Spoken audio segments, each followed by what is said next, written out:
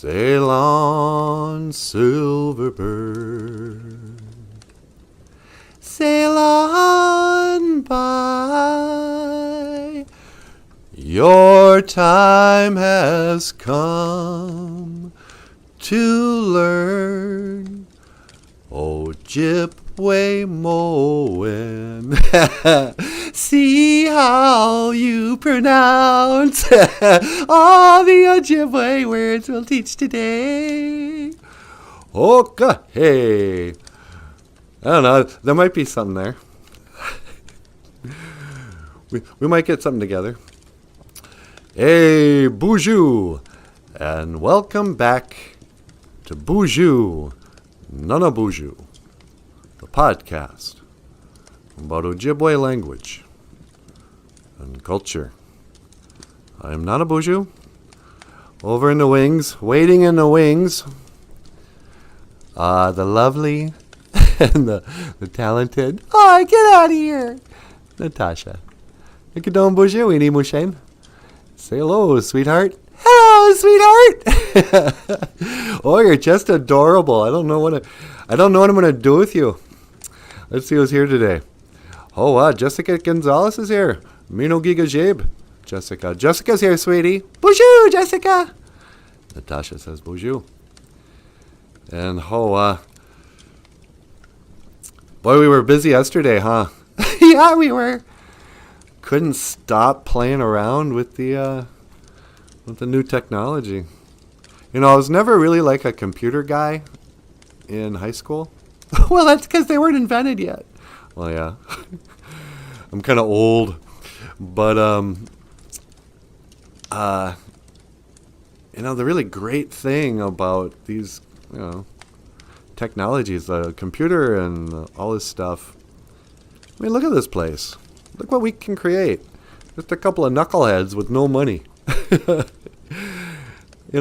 Just think about the boomer generation, like the 1970s, 80s. If you were an artist or a musician or whatever, a sportscaster, anything you're into. And you might dream one day, wouldn't it be cool to get on TV? And, if I had a show, I'd teach a show about how to, fix your plumbing. Or like fishing shows. Every older guy, old Minnesota guy, at some point in his life went, you know what a good job would be? If I could host one of those fishing shows. I'd just go fishing every day, bring out my buddy with a camera, and I'd show him, what I know about fishing. Well, now we've got like these, why am I talking about this? Anyway, it's really accessible to make something look pretty professional. I don't know. Let's see who's Wisani. Mino Gigajeb. Good morning, Wisani is here. Shady Side Ice is here. She says, it looks like NANABOOZHOO won a new house somehow. Yeah. Oh, it was really cool. We won that lottery, huh, sweetie? I know. I thought it was stupid to, send that card in. But look at us now. We're millionaires. Yep. Yeah, it was nice to get out of that little studio in Bemidji and get a nice log estate up here in Aspen. You want to go skiing later? I've never gone downhill skiing. You've never gone downhill skiing? How can you live in a northern climate and never go? Yeah, me either. Why not? Hey, who can afford a ski pass? I don't know what that stuff is. Never had the opportunity.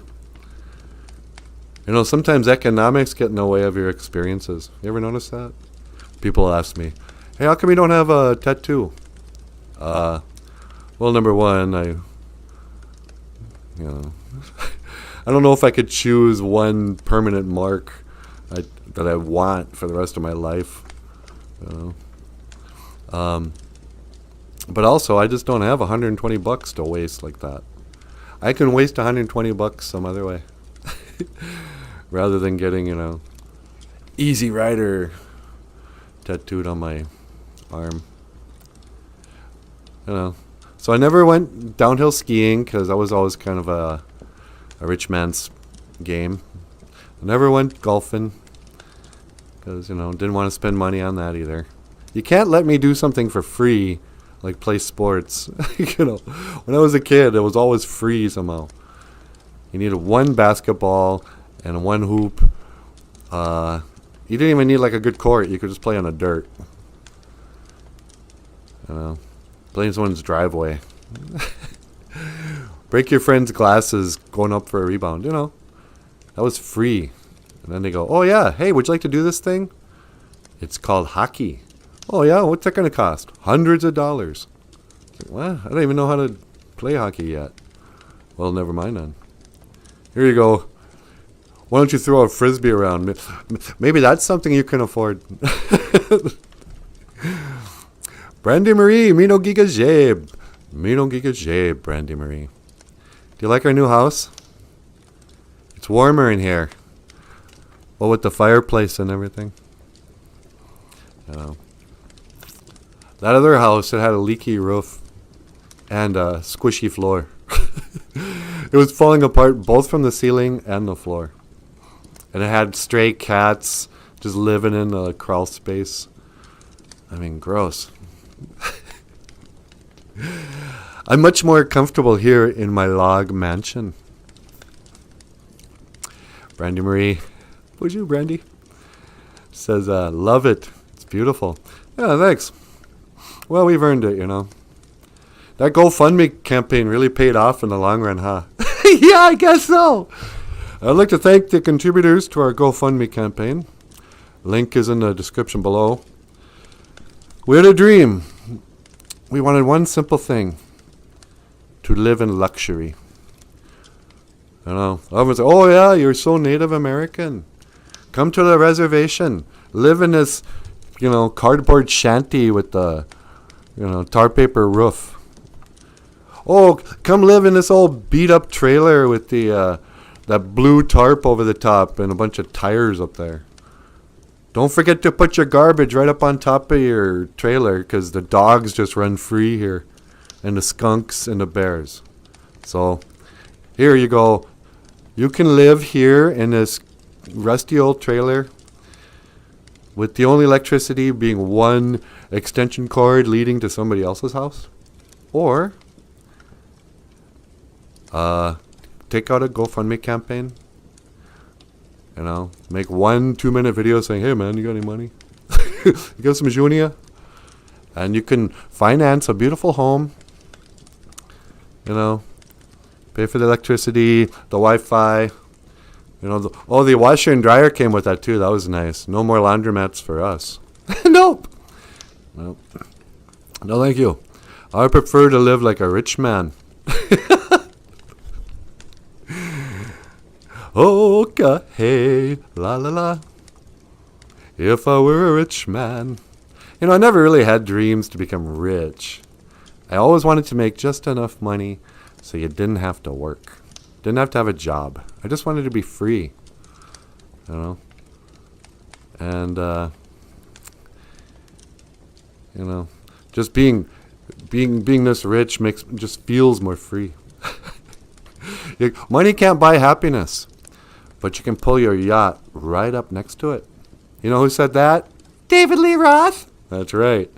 The great philosopher David Lee Roth.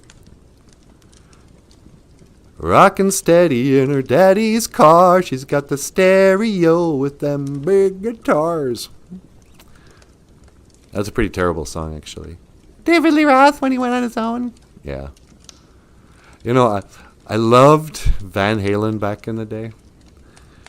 You know, they were just a soundtrack to so many great 80s parties. So many great bonfires in the woods. With my, you know, basically when I was a kid, I hung out with the crew from The Outsiders. Or, yeah. We didn't know it, but we were just like this pack, the Brat Pack. I have this old picture, me and like three or four of my friends. And I looked at it and went, holy man. Did I only hang out with movie stars? How come all my friends in high school were like these great looking guys? And we're all posing there as like, hey, who are these famous guys from, oh, is that, you know, is that Emilio Estevez? Oh, is that Ralph Macchio? It's like, how did we not get more girls in the 80s? We're gorgeous. But, why am I talking about how good looking I used to be? How good looking my friends used to be. You know, I only like to hang around with rich people and beautiful people. The rich and the beautiful. Because that's where the happiness... I'm speaking in double talk this morning. I shouldn't do that. You shouldn't be sarcastic? Nah. Sarcasm's kind of a spell. You know. Oh, I'm so happy to see you. You know, people don't know what to believe anymore. But, you know, I know it's really a cliche thing. People come on, hey, it's really great to be here. I'm really happy to see you today. You know, but I am sincere when I say, hey, it's really great to be here. How you doing? Happy to see you today. Steve Martin used to do this bit. He'd be like, come on stage. Hey, it's really great to be here. He goes, you know, I mean, every performer everywhere in any city he goes to says, hey, it's really great to be here with fine people of Bena, Minnesota. But I know it sounds fake, but I am sincere when I say, hey, it's really great to be here. Shady side. My siblings and I played with bottle caps that taverns donated to us, and sometimes we grabbed our marbles away. Yeah, playing for bottle caps, the old marble game. Hikes. Those were the days before the video games. Yeah, that was another one. I never got addicted to video games. How do these people afford Xbox? A flat screen? We still got the old, the great big TVs with the back, and it weighs like 200 pounds. You know, I mean, I'm not going to replace a perfectly working TV with a flat screen thing when the old one still works. And it's so big that no one's going to steal it. You know, I think people must get robbed a lot for their flat screen TVs. But I could never afford to just throw away a perfectly good TV to buy a flat screen. I never had I don't even know how much Xboxes are. I'm sure they're hundreds of dollars. You know, what are we just gonna? Here you go. Oh, look at me, Mr. Stuck in the 80s. Here you go. Let me write a check. What do I make this out to? GameStop. I didn't even know where you buy an Xbox. Probably Walmart. So yeah, so many things that I haven't lived because I've been a working poor. But that's all changed now, huh, sweetie? Yep, that's why I'm with you for your mass riches. Thank you. That is why I wanted to make so much money, to get the girls. And look at you now. Here you are. Yeah. So yeah. Marbles. Brandon Reed says, Steve Martin, I got happy feet. Yeah, remember that? Happy feet. I was watching, Steve Martin when I was a kid. Here's a story. Back in the days of the grandfathers. I think it was 1983. My brother and his good buddy Stuart Wilson, BOOZHOO Niji, weren't your average small town kids. They needed some money. They wanted to. They had summer jobs, but they were theater kids. These guys were always in plays and speech and that. So they had a great idea. They were like, you know what we should do? The old bar there is also a restaurant in town. Old Fuzzy's Bar. They serve dinner, and, it's summer. In Walker in northern Minnesota, it's a tourist town. It gets just busy in the summer with people there for just a few days. He goes, what if we put on a dinner theater and we can advertise, we'll do little skits, and we'll get my dad and his buddy Steve Gerber to play some guitar riffs, and we'll do like a variety hour, and then charge people for the special, walleye special of the day. It'll be the dinner theater, whatever. So they asked me if I would be the opening MC. Get up there and you can be like a stand-up comedian. And remember, I'm just a 16-year-old kid, you know. I never did stand-up comedy. Well, that's not true. I was in speech. So every winter we would compete. We'd go to different schools and speech competition. And if you're in humorous interp, you'd go up there. I'll tell speech stories some other time. But I had some experience being in plays, and I had some experience being in speech, giving a humorous little speech once a week. Their speech. And so they were like, hey, yeah, you know, write an opening monologue, you know, like on David Letterman or whatever. So I was like, okay. But then, like, you know, how am I going to write a joke? I don't know any jokes. So I went home and I listened to the Steve Martin records. You know, you could buy a stand-up comedian's record for the same price as like a band. Oh, here's a, you know, the Bee Gees, tragic, you know, whatever. Or you can listen to this guy who did a stand-up routine for half an hour. Anyway, my brother had all 3 of Steve Martin's albums. So I went home and just practiced his jokes. And I show up on dinner theater night, and the whole place is packed with tourists and their families. And we go up on this little stage, and I get up to the microphone. I'm like, hey, how's it going? How you doing, everybody? Anybody here from out of town? You know, just pretending to be a stand-up. And then I went into a whole Steve Martin stand-up routine. And some of the jokes didn't really track because I was a 16-year-old. And I'd be making jokes about, you know, my wife or, you know, adult stuff. Because I am a wild and crazy guy. Anyway, that story didn't really go anywhere. But that was my first taste of comedy. The old dinner theater. To more of this. You know, it was extra to get these random floating words with the house, but I think it's worth it. Yeah, you know, the realtor really sold us on that. Mm-hmm. You know what else is kind of? You know what else is cool about this house? It's got a dimmer feature. Like, you know, it's nice and bright in here. But you want to change the mood a little bit. You know, like, hey, how about we change the mood in here a little bit? It's got this one weird feature. If I can do it. All right, man. Let's get a groove on. How's it going, cats? Okay. Then we're in this studio. This is kind of cool too, huh? So anyway. Clap on, clap off, says Wisani. Anyway, so today, I'm going to eventually get around to the point of the show. Welcome to the show about Ojibwe language and culture. I am NANABOOZHOO, Natasha. We went through all this. Michael's down here. How you doing, Niji? I'm pretty good. You're having fun with this whole program, aren't you? Yeah. I've you know, I got to quit doing it.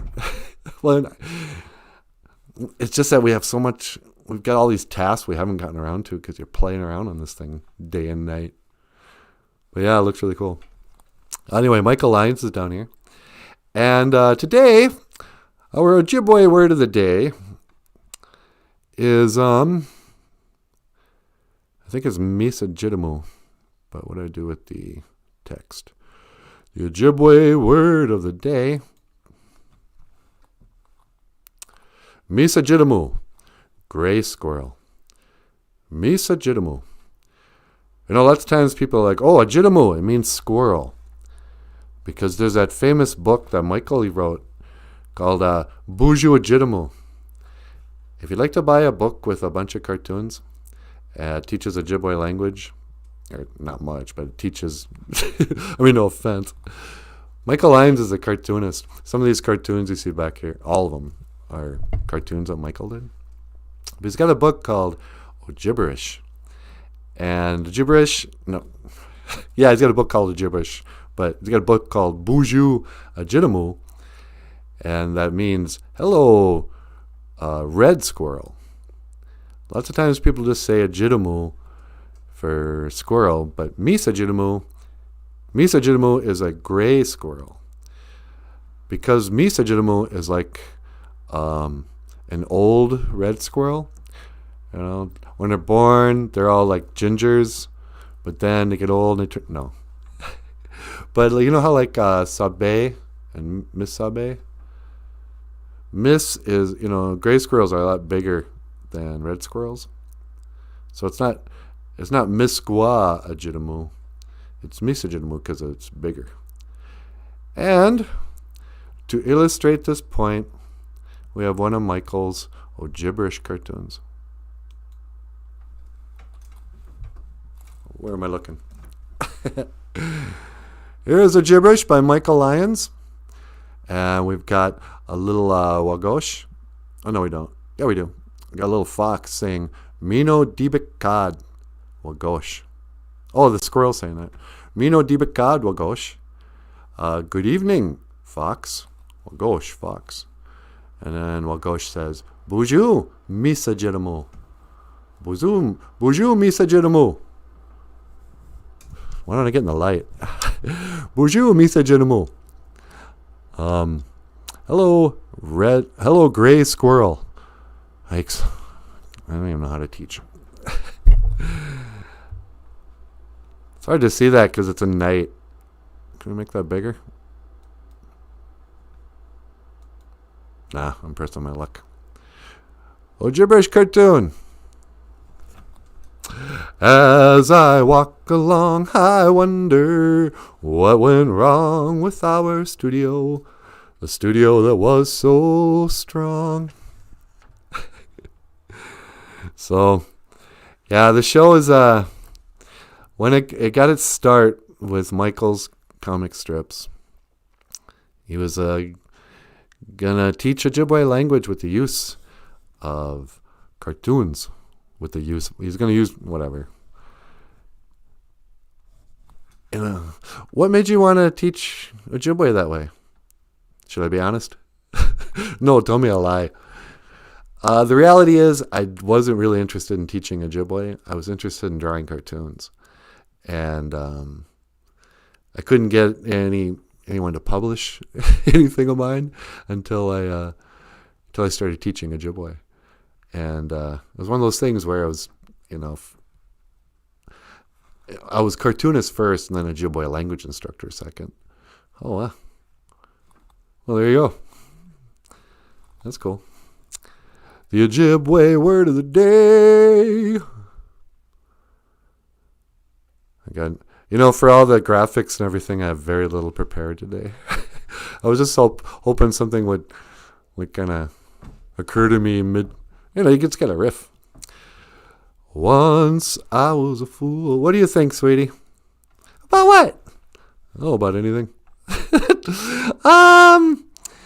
It's been pretty wild about all the conspiracy theories and stuff we've been talking about on the show. Yeah, no kidding, huh? When we were doing the show and it was a 3-minute video, we had time just to do a word of the day. We'd have a big intro and do all this stuff. And a big exit, and try to sing part of a song or something. And we could teach like one word. But now we got these, live streams for a whole hour every day. And, how much can you say about an Ojibwe word? I'm starting to understand how my students felt when I was teaching Ojibwe. Jessica says, Sheila, select where it says format Kindle, then switch to paperback. Oh, I couldn't find it, only on Kindle. Oh, you guys are looking for the books on, they're looking for your books online. Yeah, that's cool. Yeah, there's a link. Actually, if, you probably linked from the video to Michael's Amazon page. He's got 15 books in there. And they're all on Kindle, but if you want to order a paperback, you can do that there too. You know, every once in a while, like, I'll see an ad there that says used books. Like, are people selling back your books? Yeah, I don't understand that at all. You can get a gibberish. Why would somebody buy a children's book and send it back? Yeah, I mean, it's not like it's, of mice and men. That was a great thing about being an English major in college. You could buy the books secondhand, Because, who needs a paperback copy of the Iliad or the Odyssey or whatever? So, And you know what was even cheaper than buying a secondhand book? Cliff Notes. What do I want to talk about today? 99. You guys want to see a song? All right, let me tell a story about this song. And then we'll let Natasha. I don't got much to say today. I'm distracted by all the graphics. That's the problem with green screen. So, Emily. Emily's got one crazy eye. She looks to the west, and she looks to the sky. Don't ask her what she sees. When she looks, she's watching you and me. Emily is a song about a girl named Emily who has one crazy eye, and turns out she's got a coke problem. There's a line in there about dizzy white snowflakes finding her way up her nose. And do I want to do Emily or nothing to do with you? It's got nothing to do with you. I got no one still you won't do. Anyway, Emily's not really about anything.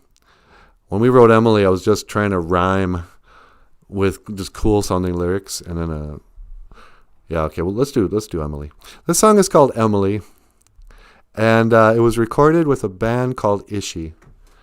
And I've mentioned Ishi before. You've probably seen some of the videos. And on Facebook, in fact, there's an Ishi page you can link to.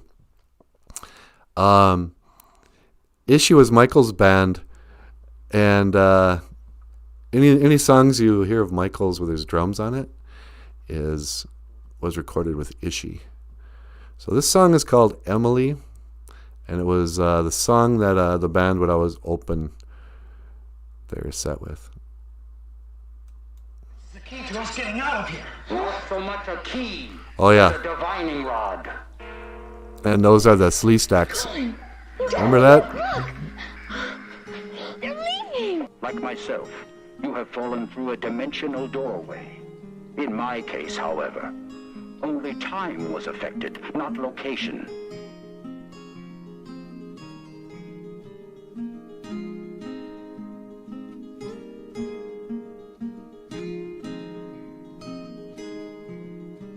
It is a tool for traveling through the universe. This is our one chance to get home. We can't let him have it. If what Enoch says is true, son. It isn't. It can't be. But it's got nothing to do with you. I've got no one still you won't do. And after today I'd say we aren't quite through. But I know you won't break down, you won't miss a step, you won't be around, and you'll never regret. But one day, when I'm old and gray, I might look back and say, these were the golden days. One day, when I'm old and I'm gray, I might look back and say, this was the price. Anger is kept in check. That is why my race has endured so long. You must leave now. Stop it, Will. What do you think you're doing? Yes. No, son. We've got to make him tell us how to use it. I do not know the way to your world. So it goes, or so they say. Times like like a mountainscape. I don't know, but I can't complain. God knows I've got my own escape. Sometimes I just might, even in the middle of the night. Sometimes, someday, sometimes I wake and bake.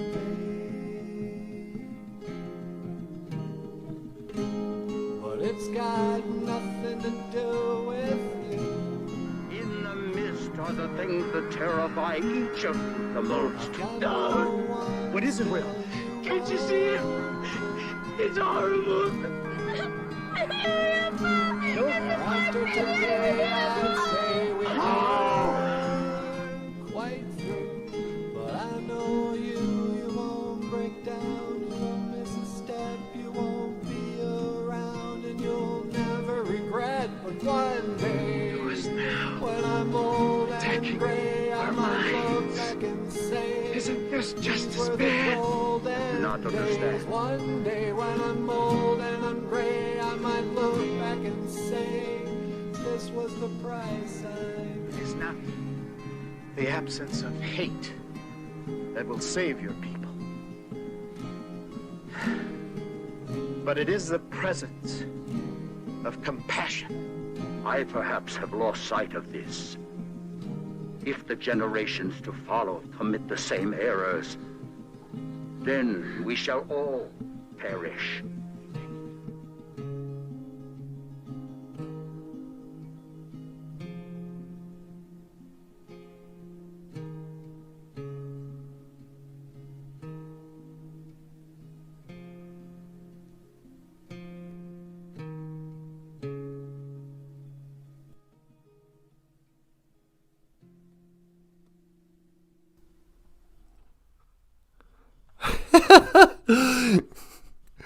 Wow.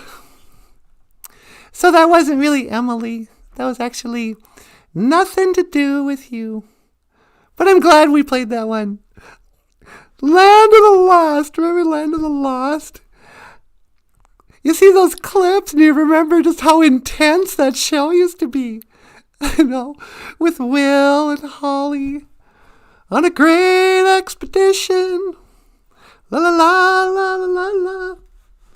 You know what I loved about the Land of the Lost? Land of the Lost was made at a time when they weren't so political or all up in themselves about this. They were just making a kid show and they wanted it to be entertaining. You know, that's all. They weren't trying to be, teach tolerance or, diversity or even Ojibwe word of the day or anything. There was nothing. It was just, here's a kid show. What would kids like? Well, kids like dinosaurs and cavemen and space stuff. And, so let's have a story where these guys are in some bizarre, super creative place and they're trying to get back home. And every week, anything could happen there.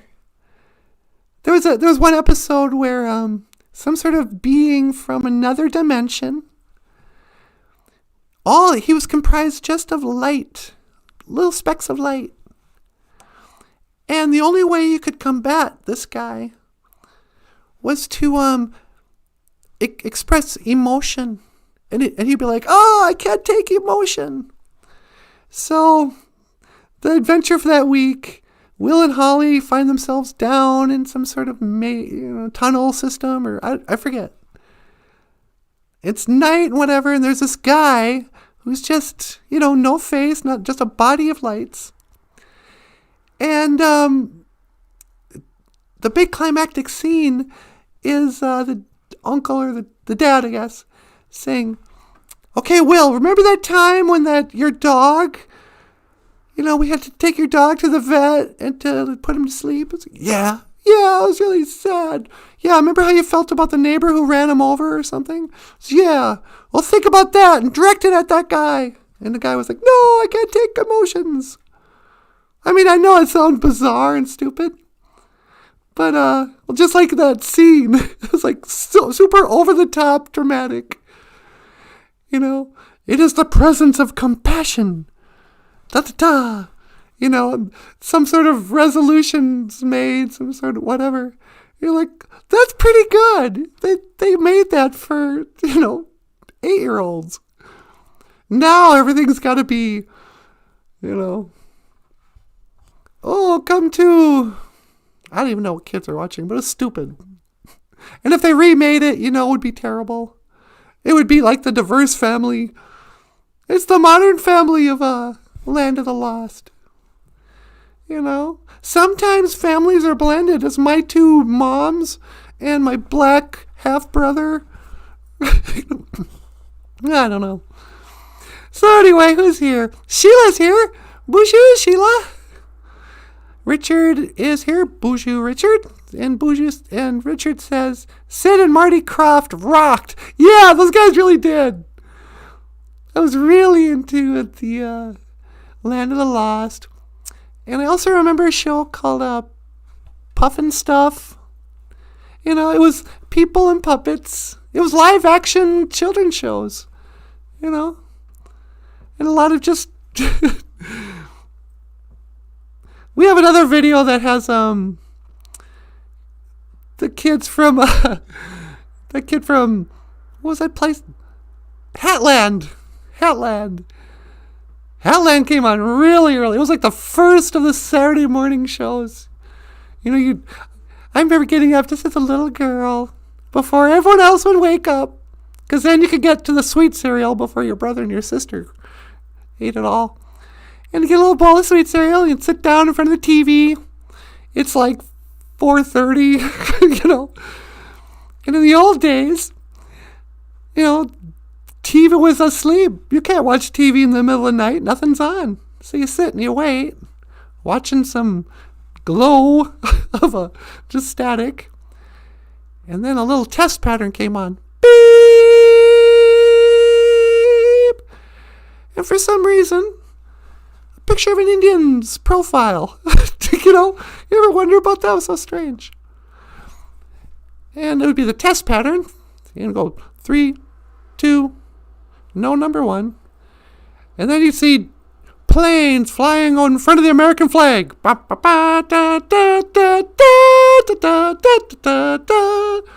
Or whatever the national anthem is. And TV would start.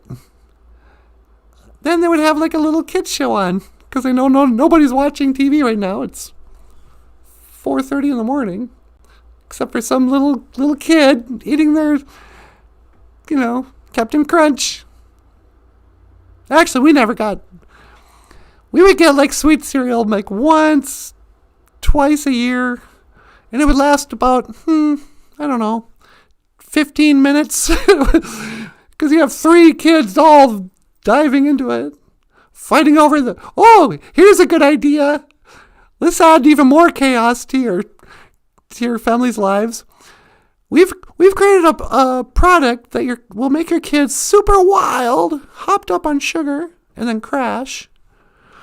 But in some of these cereal boxes, we're going to put a little toy, but just one, so your kids can fight over the toy. Am I making that up? They used to have toys. Not just in Cracker Jacks, but in like sweet cereals. You go down there, oh look, there's some jacks and a marble.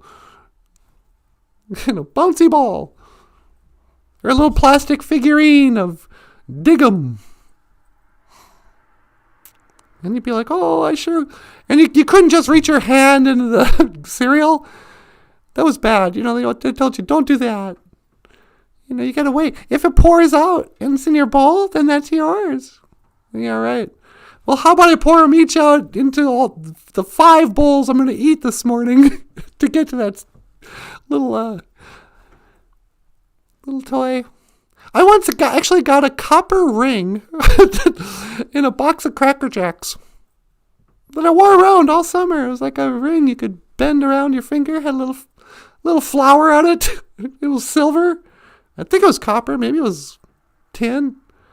But it's like, was it really wise to put something you could choke on in a box of Cracker Jacks? I just wanted my caramel popcorn with peanuts. What a perfect combination for a Saturday morning. Cracker Jacks. Sunny day. So, do I have any stories? I feel like we haven't told any stories in a while. Back in the days of the grandfathers,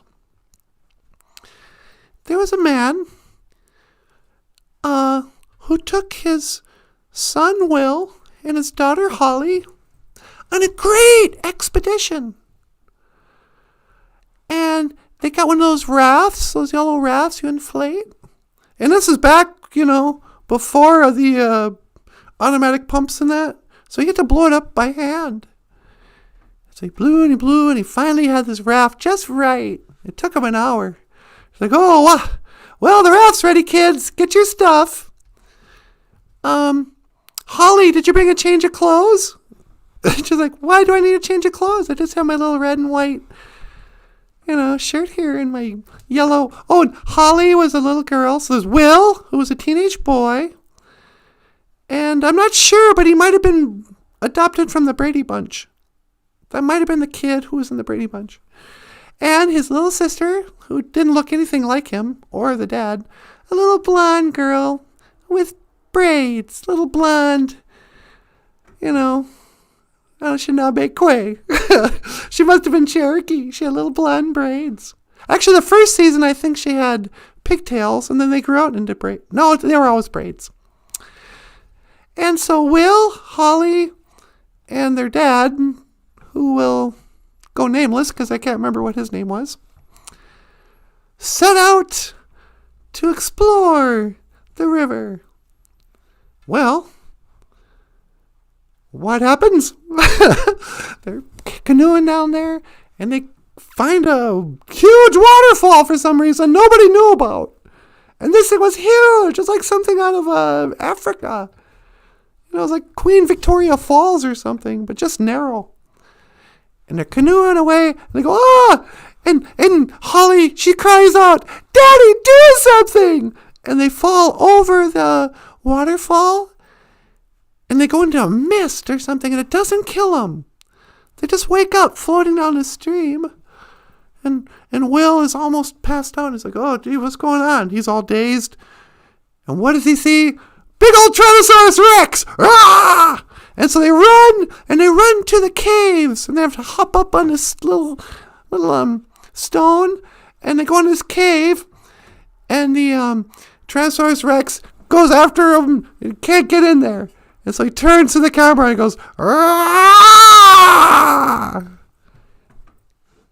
The land of the lost.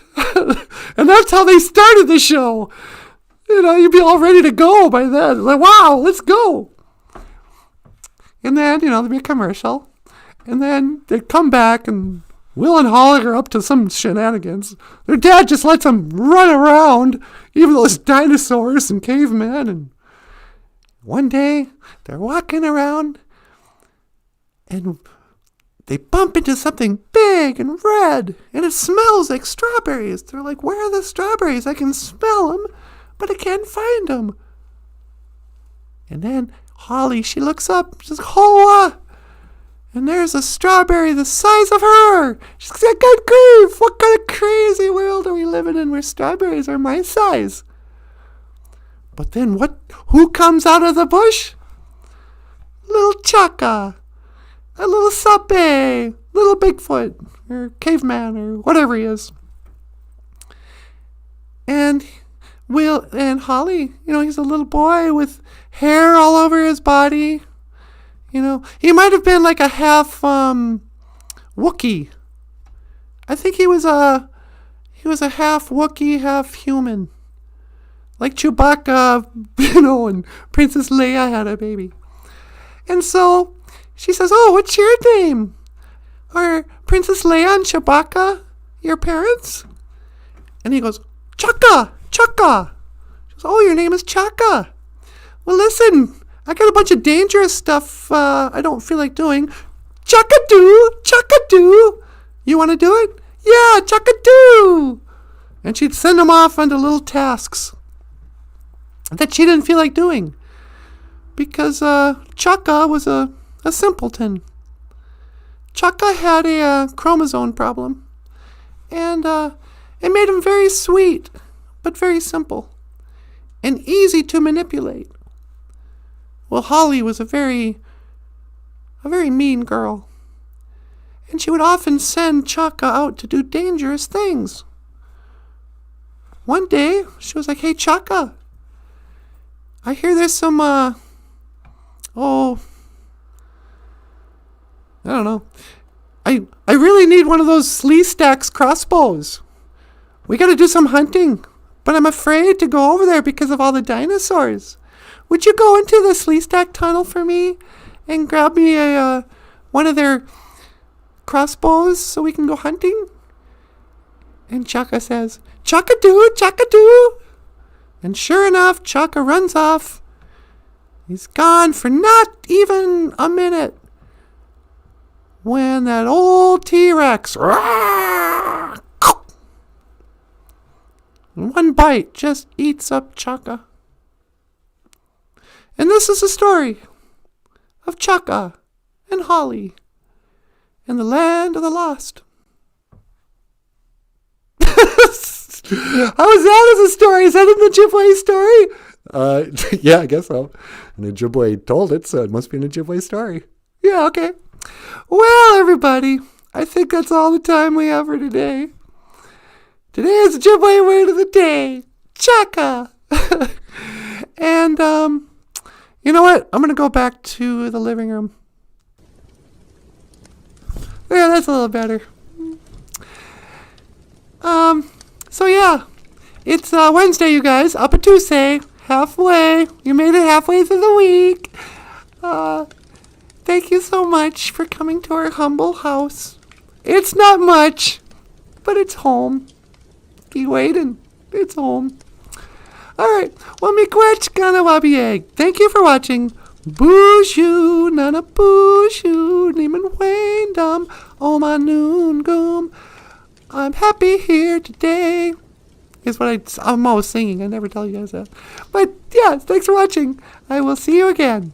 Gigawabamin. Minowa. Hoa. And live stream. Now should we